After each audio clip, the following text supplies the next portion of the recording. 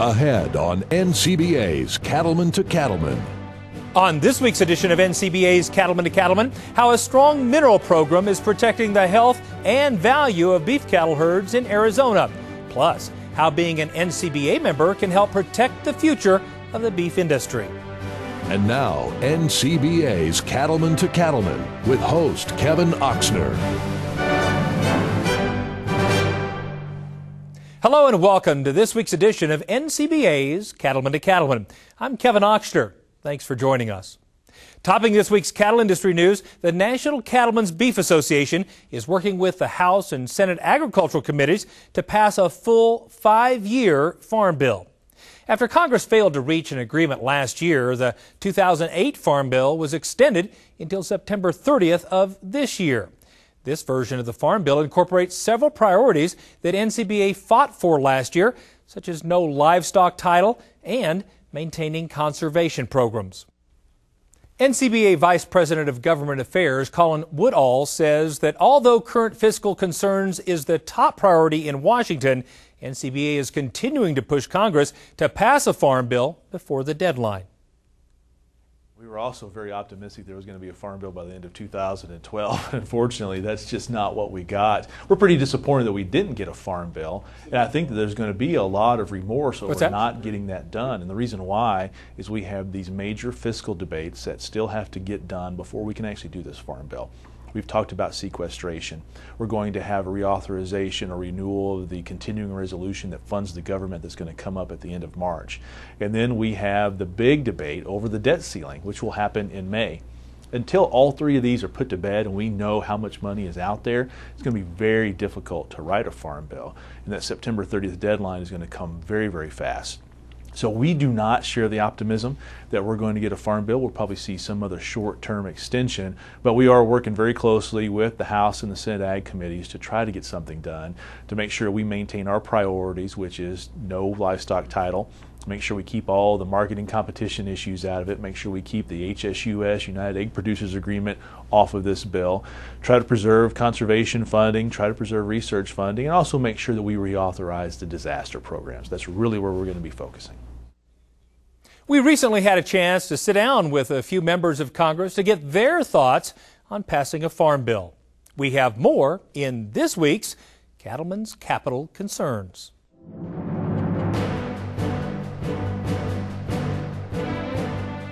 It would be nice to pass a farm bill, wouldn't it? I supported the farm bill that the Senate passed before I came here. I think it was a good bipartisan effort. It was a good compromise. Hopefully we'll see that presented again and passed again by the Senate.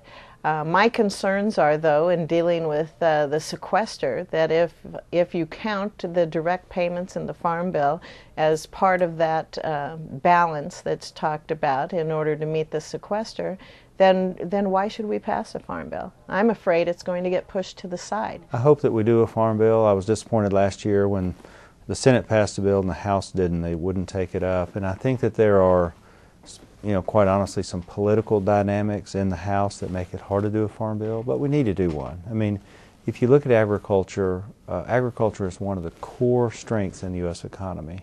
We do a lot of things well in this country, but there's no one that does agriculture better than the U.S. The Agriculture Committee has to go back to work, hopefully use the bill that we passed last time around as a blueprint. Maybe we'll have to tweak it, change it, whatever. But now we got to deal with a sequester, a brand new baseline, and there's going to be less money. So agriculture stepped up the last time. We saved $24 billion. No other authorizing committee did that. Nobody that represented, well, let me put it another way. Only farmers and ranchers and their representatives stepped up and saved $24 billion and produced a bill. It looks like we're going to have to do it again. So now we're back in the new Congress and we've got to start over.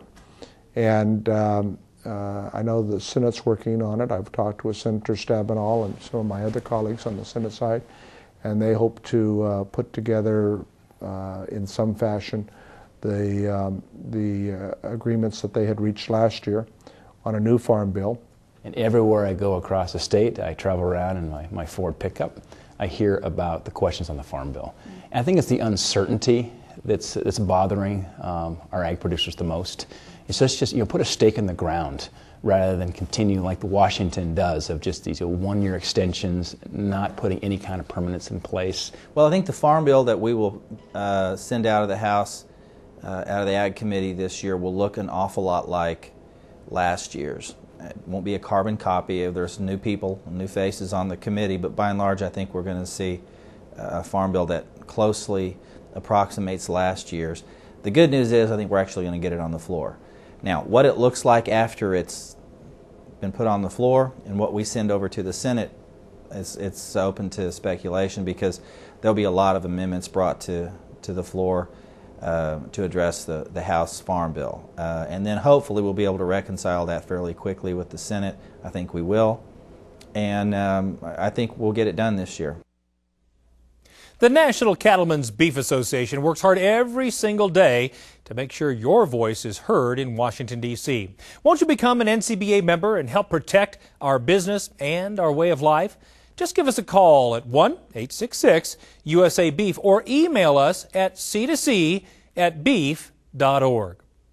There's been a lot of talk about record low cattle numbers and the need to grow the U.S. cow herd. So what's happening in the cow and bred heifer market this year? We have more in this week's Market Watch.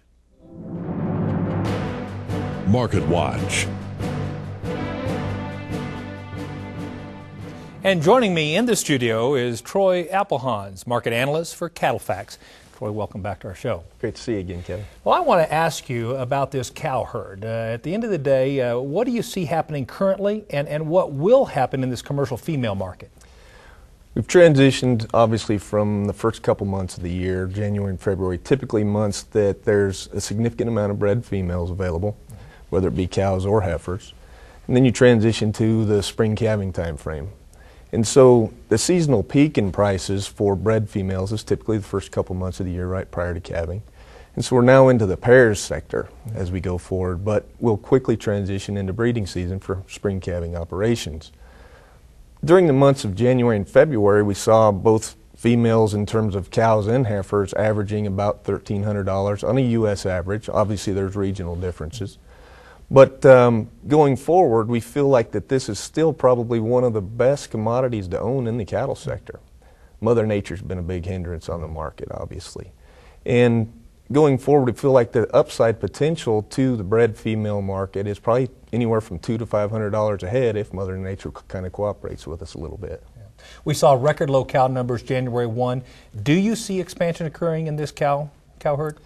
We're seeing signs of it. It's slow to materialize, Kevin, obviously due to Mother Nature and the moisture conditions around the country. There are some regions of the country where the drought hasn't been as impactful that have started to increase. We've seen heifer placements into the feed yards kind of stabilize. They're not increasing as much as they once were. You know, steer and heifer slaughter last year was down 3%, but heifer slaughter was down more than that at 5%. That's a pretty good indicator that people are trying to save back a few more females. On the inventory report in January, we did see about 100,000 more head versus a year ago to be used for replacements. And yeah, you're right. I mean, the cow numbers are at historically low levels, lowest levels in 60 years, down about 860,000 from a year ago. It's currently at 29.3 million head of beef cows. So talk to us about the implications. What are some of the positive and the negative implications of actually growing the U.S. cow herd? It's a double-edged sword oftentimes, particularly if you expand too fast. In this current environment with Mother Nature and moisture conditions not being very adequate, I certainly don't feel like that we're going to expand at too rapid of a rate. Okay. But you always run the risk of, if you don't expand and you have additional outlets for your product, whether it be in export markets or increasing domestic demand, you always run the risk of not being able to fill those orders and those customers going elsewhere in order to fill their needs. On the other side of that, if you expand too fast, obviously prices are going to go down. Right. Well, it's a real tough balancing act, isn't it? It is. It's a double-edged sword in most cases, and again, I don't think that we're going to expand at too rapid of a rate, if at all. Yeah. Well, only time will tell. Thank you so much for your insight. Thanks for having me. For more information and expert analysis, visit CattleFacts.com. Ahead on NCBA's Cattleman to Cattleman. The mineral program is going to be beneficial whether it's drought or it's raining. How Purina Animal Nutrition is ensuring cattle get all the minerals they need for a healthy start. Plus, legendary ag media editor Rod Smith looks ahead to retirement. Stay with us. We'll be right back. You're watching NCBA's Cattleman to Cattleman on RFD TV.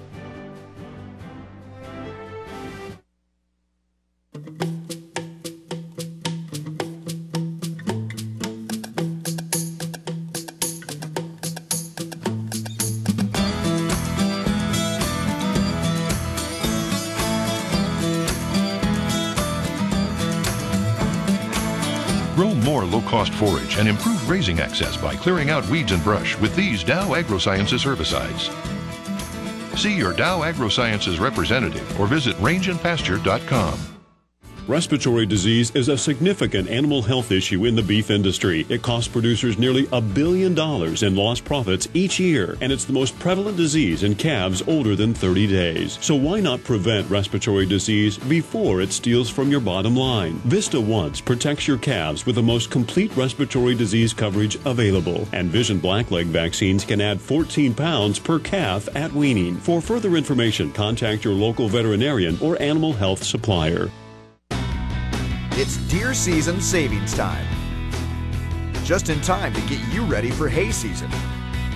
With 0% financing on John Deere mower conditioners, balers, and select hay tools.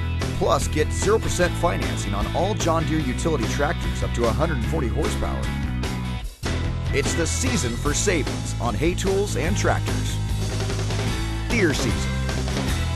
Be sure to stop by today.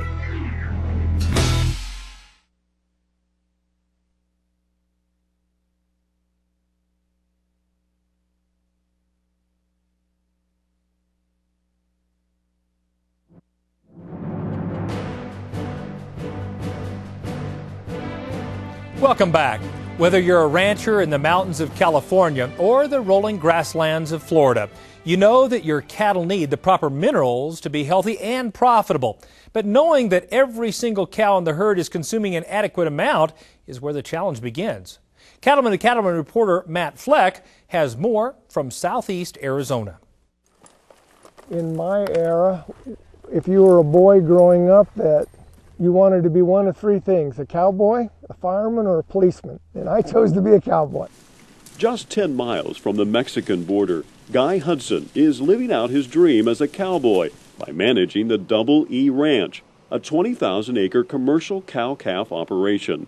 Guy has learned how to deal with the unique countryside over the years, but the historic drought created a whole new level of challenges.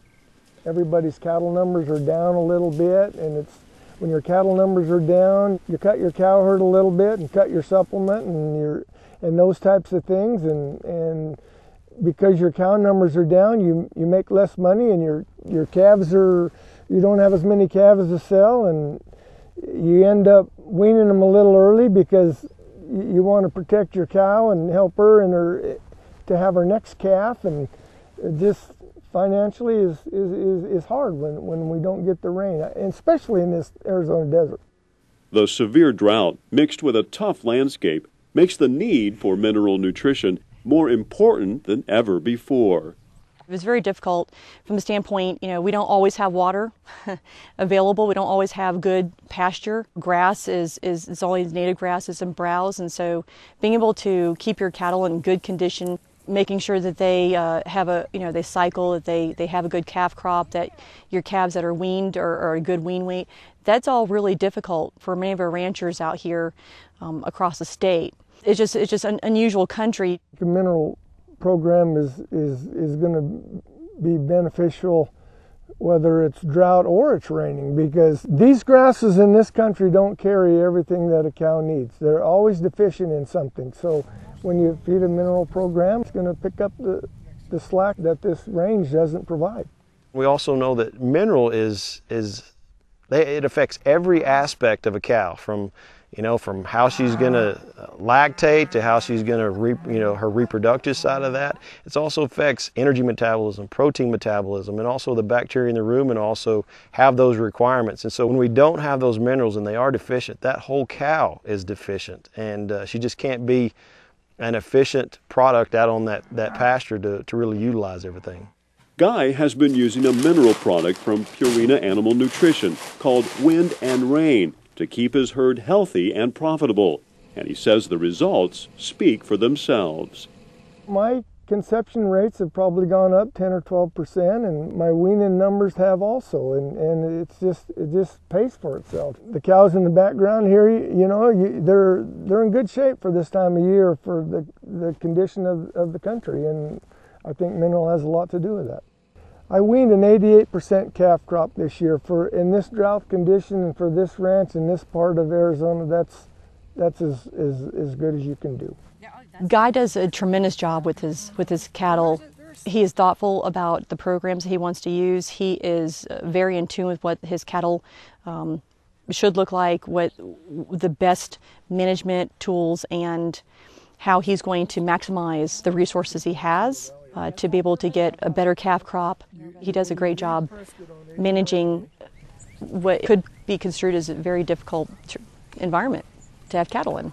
People have come to help me work my cattle on this ranch, and they see the condition they're in, and they say they wonder why their cattle aren't in the same condition. And I think that a lot of my neighbors have started to use minerals because of the condition these cows have been in. And Guy isn't the only one in the area seeing positive results from the Wind and Rain minerals. Kevin St. Clair is also seeing the benefits of a consistent mineral intake program after only 1 year. The things that the Wind and Rain mineral has helped is just astronomical. From my calf vigor is improved. I've noticed that this year. The calf, just a couple hours old and he's up and he's gone. And calf vigor, the milk production on these cows is better. So that in turn helps your calves. You have a healthier calf right off the bat. Colostrum's a whole lot better in a cow that's been on consistent mineral. I'm a little over a year into it. I started in December of last year, started with the Wind and Rain and the Super Block tub. Right now, as of today, I'm 48 days into my calving season this year, and I have 90% of my calves on the ground today.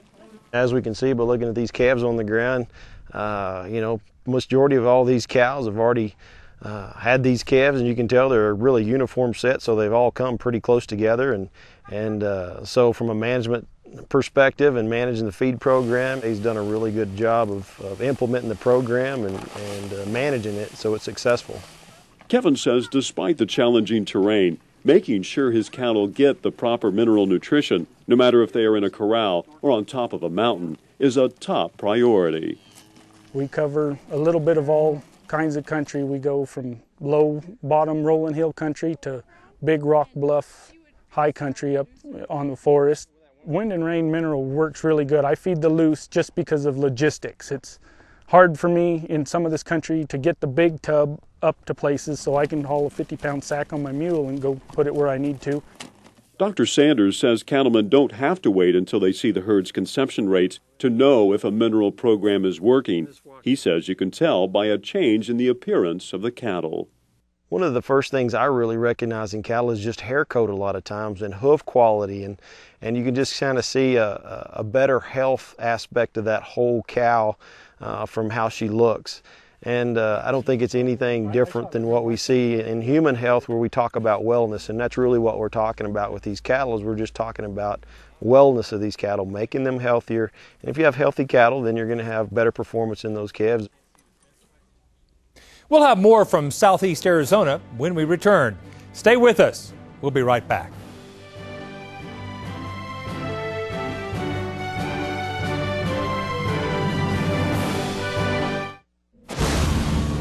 No storm is too powerful for new Purina Wind and Rain Storm Minerals, formulated with ultimate weather resistance. That means more minerals in the feeder and available to your cattle. Wind and Rain Storm Minerals provide more consistent intake and balanced mineral nutrition to optimize herd health and breedback rates. See the difference at your local Purina dealer or visit cattlenutrition.com. Wind and Rain Storm Minerals. Another way Purina is building better cattle. NCBA's Cattleman to Cattleman is your source for industry updates that impact your operation. The National Cattlemen's Beef Association is continuing its fight against the so-called death tax. Hear from congressional members on important issues. Learn about the best practices for beef quality assurance and visit operations from around the country. All in 1 hour. NCBA's Cattleman to Cattleman. Tuesday nights at 8:30 Eastern on RFD TV.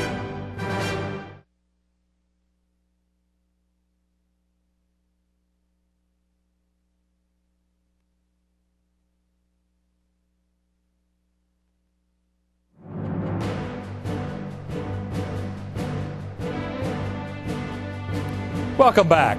Let's return to reporter Matt Fleck, who's learning more about proper mineral nutrition programs in southeast Arizona. True to its name, Purina's Wind and Rain Mineral resists the harsh weather elements, which ensures it's always available to the cattle for consumption. And that is especially important in this part of the country, where weather conditions are extreme. For the wind, that's the biggest thing in Arizona. In the springtime here, it's the only time real estate moves, and it goes from your land to the neighbor's land. But the wind and rain, it stays put. There'll be big old dirt storms and dust devils, but you go to the tub, it's still there. A lot of times, it's going to stand in water, and so having those coatings, making them more resistant to water, makes that mineral still stay really consistent. The salt doesn't drain out of it, doesn't lose its color, and so it's still going to have all the nutrients in it that we had before. In addition to reproductive health, Purina's Wind and Rain Mineral also offers something unique to help combat another common problem producers face on their operations. The Wind and Rain all season with the fly control, the Alticid product in it, is something that more and more ranchers are more interested in. I've had a lot of folks asking me about it, and I think it's very important out here. Flies can be a significant problem. By far, it is the most effective product to control flies day in and day out.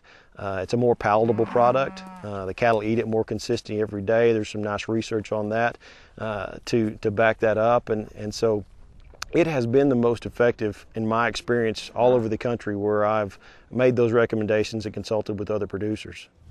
Guy sees firsthand the benefits of using a mineral with the fly control. He says it not only helps reduce the amount of flies, but it also eliminates the time he would have to spend administering a fly control. Last year was the first year I ever used the fly control mineral, and I noticed a considerably decrease in my fly population around here. I still had some flies, but not near like it's been in years past. The benefit of using the mineral, fly control in your mineral, is you don't have to gather your cows and when flies are bad in this country, it's already 105 degrees, and it's hard to get your cows in the corral. There's a lot of stress. Run them up and down a lane or put them in a little corral so you can spray 10 or 12 at a time. They get a constant intake of fly control. Purina Animal Nutrition spends a lot of time and resources on research to ensure that the products their customers have come to rely on are the best available. When we come out with a product, the guys in St. Louis have done probably the most thorough job looking at a product and how to manage that product and the things that we need to look for in the management side. So when we come out, we have a breadth of knowledge from a management side, a performance side, on how to implement those programs to make them successful. Being with the company for almost 20 years now, it is very comforting to know that I have an entire team of research PhDs, consultants, process engineers that are behind me and the products, so that when I have a product that I want to help a cattleman try out or utilize, I know it's going to work, it's going to be efficacious, cattle are going to eat it. I'm a believer in Purina products, and I have recommended it to my neighbors. Reporting from southeast Arizona, I'm Matt Fleck for NCBA's Cattleman to Cattleman. For more information on Purina Animal Nutrition or their line of products, including Wind and Rain Minerals, just log on to our website at cattlemancattlemen.org. Stay with us. We'll be right back.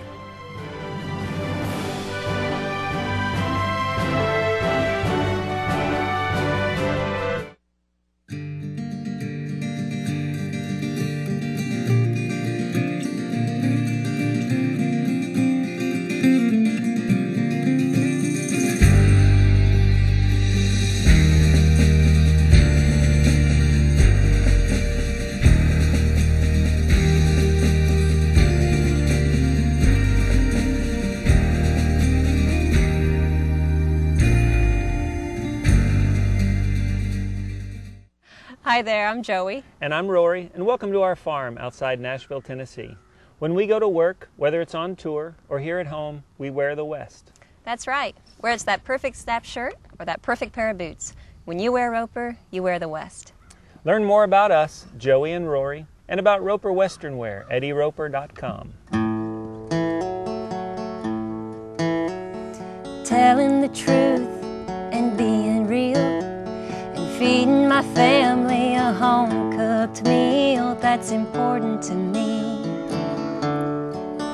That's important to me. And planting the garden and watching it grow.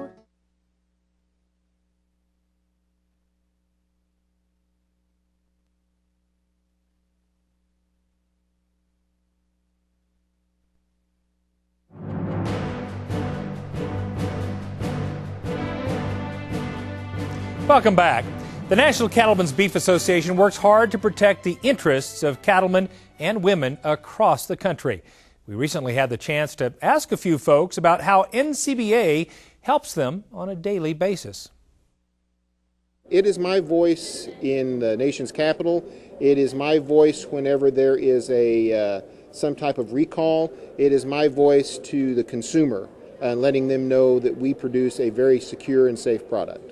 We don't have the opportunity to monitor issues at Washington, and really I think that's the biggest thing that NCBA does for us, is provides a voice for all of the producers in D.C. And helps us get our story out there and our position out there, because so many of the lawmakers nowadays, just don't know about the cattle industry. So I think that's a very important part of what NCBA does for us.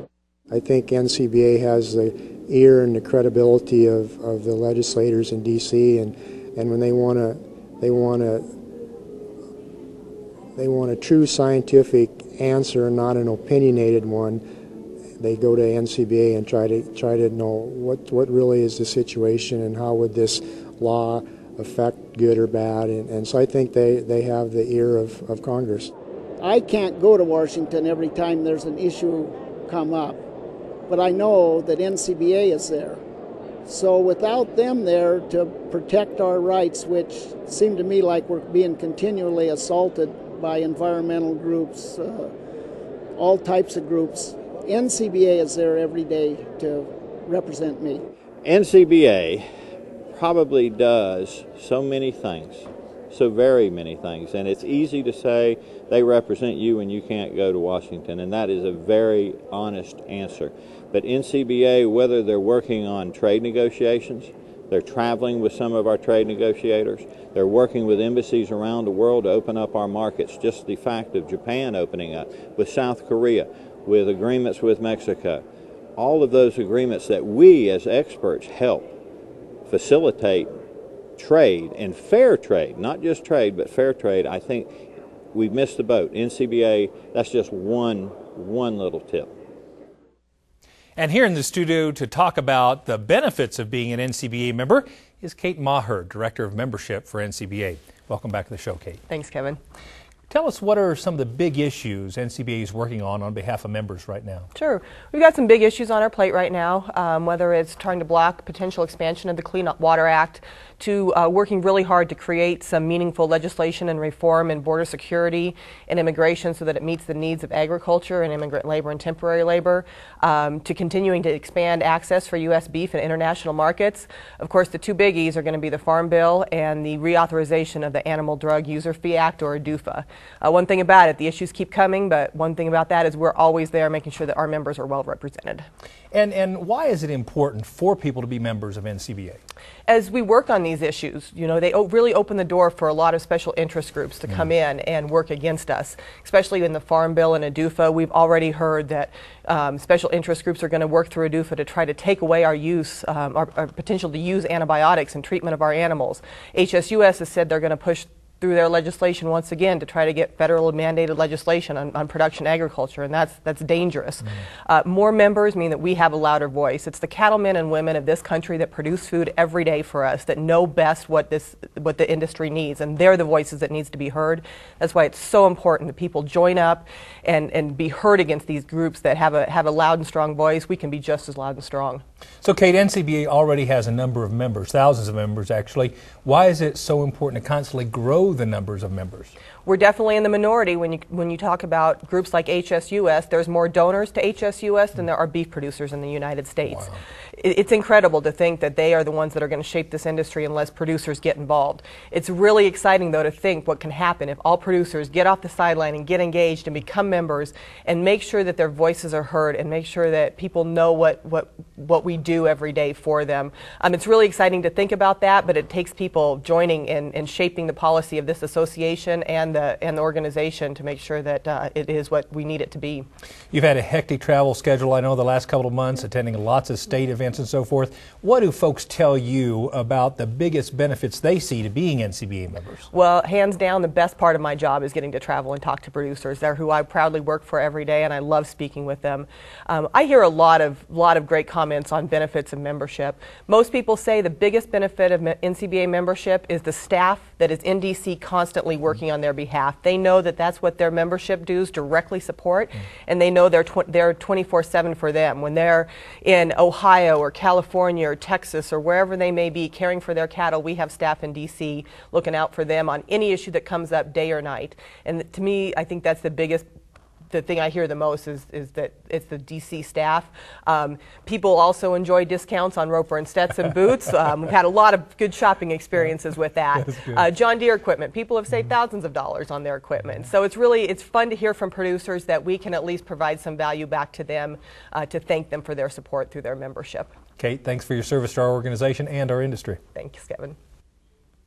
To become a member of the National Cattlemen's Beef Association, just give us a call at 1-866-USA-BEEF or email us at c2c@beef.org. And don't forget, if you join right now, you can get a 100 milliliter bottle of Dectamax injectable from Zoetis. And if you join NCBA as well as your state association, you'll get a 200 milliliter bottle. The cattle industry has seen tremendous change in the past few years, but think about how much change there's been in the past 35 years. That's how long one of agriculture's leading journalists, Rod Smith, has been covering the industry as a writer for Feedstuffs, the weekly newspaper for agribusiness. Rod is well known for asking the tough questions and writing extensively about the cattle and livestock industries. And now he's looking forward to hanging up his spurs. When I went through journalism school, and I learned my business on a manual Underwood typewriter that was missing 2 keys. So I've seen a lot change in journalism over the 35 years, but one thing we were always told to do was clip your story out of every issue and keep it in a notebook or something so that you'd have a copy of it.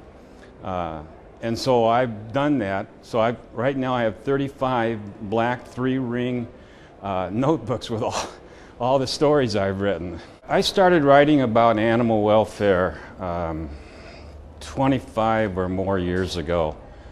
And at the time, I received a lot of criticism from people in the industry. You know, why are you writing about animal welfare? We treat our animals, you know, so well and like that.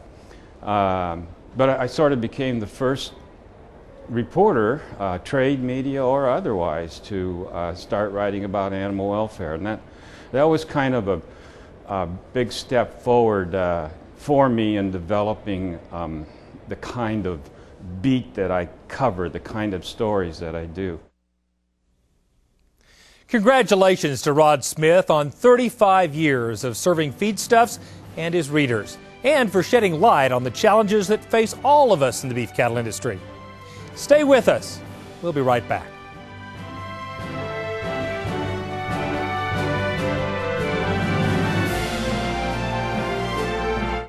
Respiratory disease is a significant animal health issue in the beef industry. It costs producers nearly $1 billion in lost profits each year, and it's the most prevalent disease in calves older than 30 days. So why not prevent respiratory disease before it steals from your bottom line? Vista Once protects your calves with the most complete respiratory disease coverage available, and Vision Blackleg vaccines can add 14 pounds per calf at weaning. For further information, contact your local veterinarian or animal health supplier. To stay up to date on beef industry news and the National Cattlemen's Beef Association, check out beefusa.org. You'll find news on both the Federation of State Beef Councils and the work of NCBA on Capitol Hill.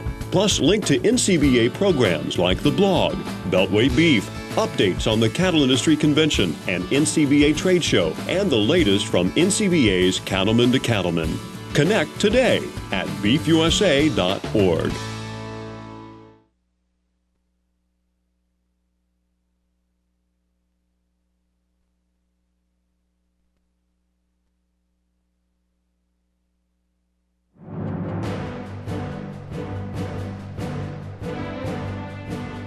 Welcome back.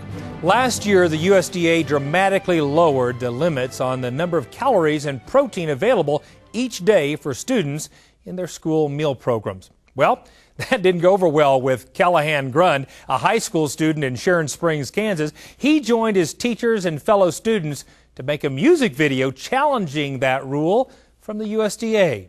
And that video now has over 1 million hits on YouTube. We had a chance to catch up with Callahan at this year's Cattle Industry Annual Convention. We made a video called We Are Hungry in our high school. Two teachers in my school, the English teacher, Mrs. O'Connor, and the publications teacher, Ms. Kirkham, actually came to me to see if I'd be interested in doing this video and participating in it. We made it as a video parody off the song We Are Young by Fun, poking fun at the new school lunch guidelines that went into place early this fall as part of the Healthy Hunger-Free Kids Act that started in 2010, but that reduced the amount of calories for different ages of students and the amount of protein and carbohydrates also. And as an athlete and very active student, to go along with all the cattle and ag industry stuff that I do, I was shocked that we would be only served 2 to 3 ounces of protein a day, which is about 12 ounces of protein a week. And that's just not enough food to get a kid like myself throughout a day, or even the kids that are in poverty that that this is either their hottest meal of the day or the biggest meal of the day. I mean, the kids in the city, even though I come from a very rural area, this could be their only meal of the day, and we were shocked that they weren't getting the nutrition that they needed. The We Are Hungry video got major media attention from the Today Show, 2020, and many others. The USDA has since taken the limits off the protein and calories available in school meals for students across the country. Callahan wasn't the only young cattleman at this year's Cattle Industry Annual Convention. Many others chose to participate in the variety of youth events. Cattleman to Cattleman reporter Brad Bulla has the story. The Cattle Industry Convention has something for everyone, no matter how old or how young you are. Sponsored by Farm Credit, NCBA hosted many youth events at this year's convention, including a quiz bowl, cattle judging competition, and even a speech contest. This is the first time I've competed in the NCBA speech contest. I spoke about Nebraska's economy and how the beef industry affects Nebraska, and I made the ties between a marathon runner and beef. Contestants come up with their own topics for the speech, and not only do they have to research facts to support it, they also have to answer on-the-spot questions from a panel of beef industry experts. This is the first time I've ever been to a speech contest in the NCBA. It's really nerve-wracking the last few minutes. I was wanting to have him be the superhero and his sidekicks be the nutrients like zinc and iron and protein. This is our 5th year of the speech contest, and you know, we started out very small with just a few contestants, because it's a big skill for a very young child to do, and even for a teenager. So we have certainly grown in numbers. We've got about 35 participants this year. I think it helps you to be comfortable talking in front of people. I think it helps with your knowledge because you have to do your research on things, be it something you already have. You need to research how you can upsell it and maybe you'll find things you didn't even know about it that are on the market. Mindy Waterman, a sophomore from Colorado State University, participated in the youth marketing contest and says these events will help give the younger generation of beef industry leaders a competitive edge in the market. The beef industry is very hospitable, down home. You like people who can talk to one another, who you can trust, and I think this definitely helps to get people to get their skills up there where they need to be competitive in the market. Although some of the contests can be tough, all the participants agree that the preparation and the experience is worth it. It builds up a lot of your life skills and it sets you up for a life of success once you get older and into your career. The best thing about the speech contest is it's a good way to promote the beef industry. This is our future. This is a cadre of kids who are going to go out and be our spokespeople. It's going to be important for them to feel comfortable in front of a crowd. Reporting from Tampa, Florida, I'm Brad Bullitt for NCBA's Cattleman to Cattleman. Now, it's not too early to start thinking about next year's convention and all the youth events taking place. The 2014 Cattle Industry Convention will be in Nashville, Tennessee, February 4th through the 7th. For more information, visit our website at cattlemantocattleman.org. We'll be right back.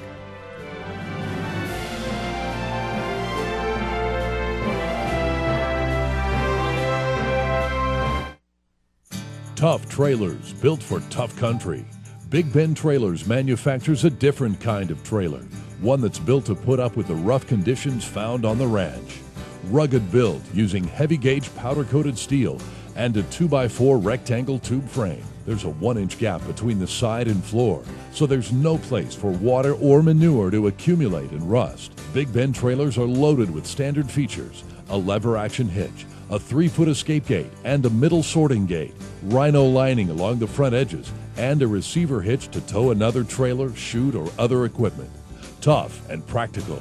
That's Big Ben Trailers, designed and built by a working cattleman. You can rely on and trust Big Ben Trailers for their durability and convenient features. Reasonably priced for any rancher to afford. For a list of dealers and other design features, visit BigBenTrailers.com. Big Ben Trailers, built cattlemen tough.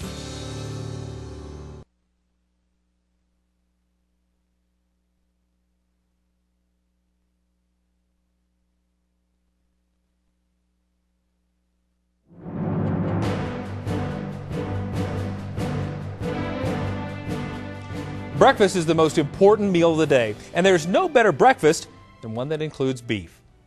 NCBA chef Kristen Ledgerwood is here to show us how to turn Mexican-style beef sausage, eggs, and potatoes into a great meal. Kristen, you know, we have so many great lunch and dinner recipes for beef, and now you've brought us a great breakfast recipe. Yeah, and we came up with a nice twist on using ground beef and being able to make a breakfast sausage out of it. That's great. But today I actually brought you a Mexican style. So we did a little bit of a twist than your typical breakfast sausage that we've got. And what I did is actually added some just real simple pantry ingredients that you'd have at home. And took a pound of ground beef.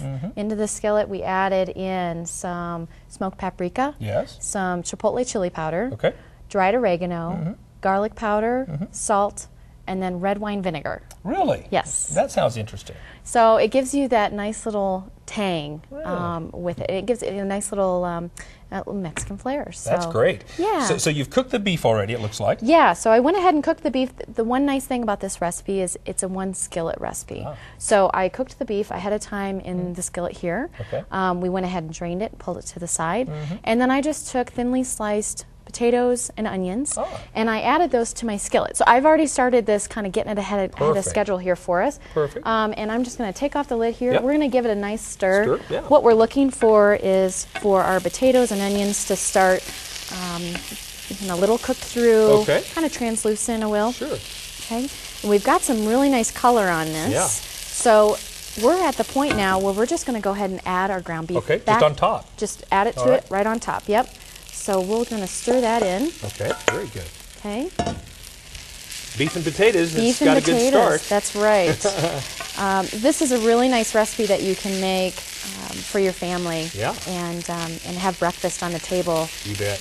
In no time. So add in our ground beef. Okay. And then last I took six whole eggs. Okay. I just whisked them up nicely. Sure. Okay. We're going to just go ahead and pour that right on top. On top.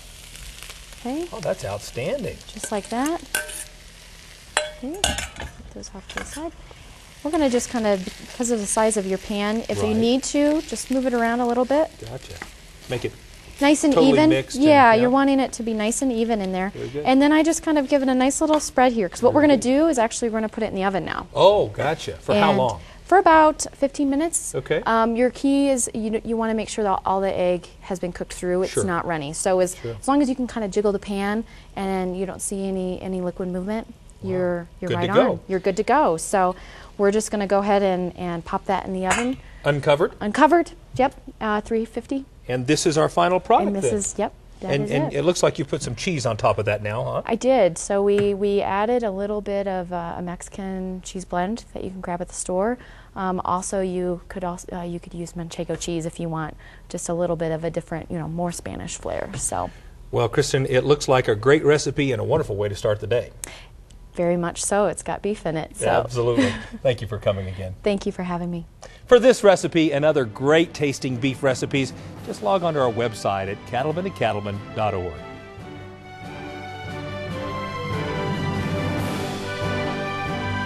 Let's face it, you don't think a lot about your trailer hitch. You use it and forget it. We understand. But at B&W, we think about it. Short nights, the long hauls, never-ending chores. The unthinkable. We think about it all, so you don't have to. B&W. Trusted. Glenn's worked his ranch since he was a boy. A lifetime invested raising cattle and crops and caring for the land and producing a product his urban neighbors can enjoy and trust.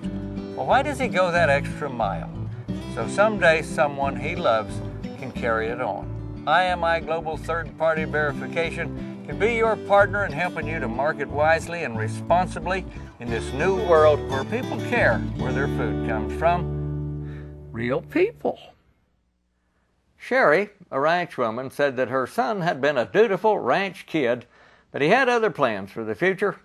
By 25, he was an officer of a bank, and he was on a career track to be rich and cautious someday. Despite her encouragement to find a nice woman, he just never had the time. And then one day, Mom came up with a great idea. She contacted EHarmony.com. Well, I asked her if she'd consulted her son. Why? She asked. I knew everything he'd say. Our conversation stimulated me to apply to eharmonygrits.com. For a cowboy friend of mine, I had bought many a beer listening to his whining and griping about women, so I called on his behalf. Do you prefer a woman that is tall or short? Well, it depends on whether she's shining my boots or sitting in front of me in a theater. Do you consider yourself an Epicurean? No, I'm mostly a Methodist, I think. When was the last time you had a tryst with a woman? Well, I'm not sure. I was in Heber City a while back, and this gal made me some scones. Would you decline dating a woman with prison tattoos? Well, not if my name was spelt right. Do aggressive women turn you off? Well, it depends on whether she's carrying a concealed weapon. Do you like horses? Well, sure I do, but I'm trying to get a girl this time. What do you consider your strongest feature? Some have said I have beady eyes. Others, a long nose, a pot belly, and body odor. So I guess I'd have to say body odor. Back to Sherry trying to match up her son. She carried on email conversations with many female applicants without his knowledge, and finally found the perfect mate for him all through the email. They're now married. The new bride said she was taken in by his uncanny insight into women's minds. I would say she certainly was taken in, that is. This is Baxter Black from out there. And thanks, Baxter. We'll be right back.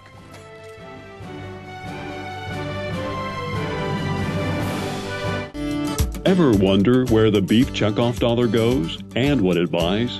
The Federation of State Beef Councils is made up of the 45 qualified state beef councils that collect the $1 per head beef checkoff. Each council keeps control of 50 cents and sends 50 cents to the Cattlemen's Beef Board for use in national beef checkoff programs.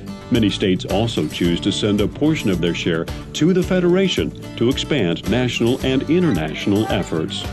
As a division of the National Cattlemen's Beef Association, the Federation of State Beef Councils works to support an effective state and national partnership, helping to increase beef demand through research, promotion, and education. Because producers themselves direct these programs, your beef checkoff dollars are in good hands. Learn more about the Federation of State Beef Councils by visiting beefusa.org.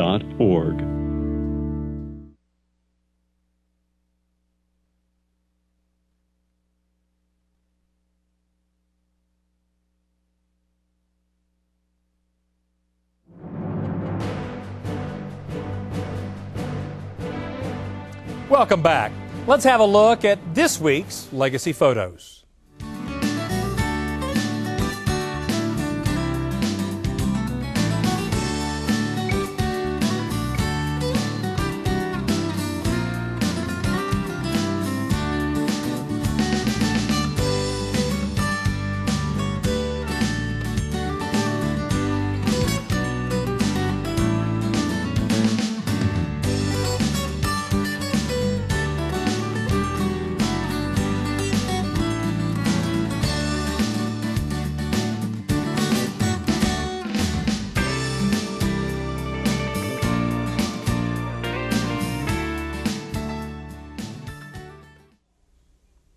To submit your farm or ranch photo, just visit our website at cattlemanandcattlemen.org. Well, that does it for this week's edition of NCBA's Cattleman to Cattleman. We'll see you right back here next week on RFD TV.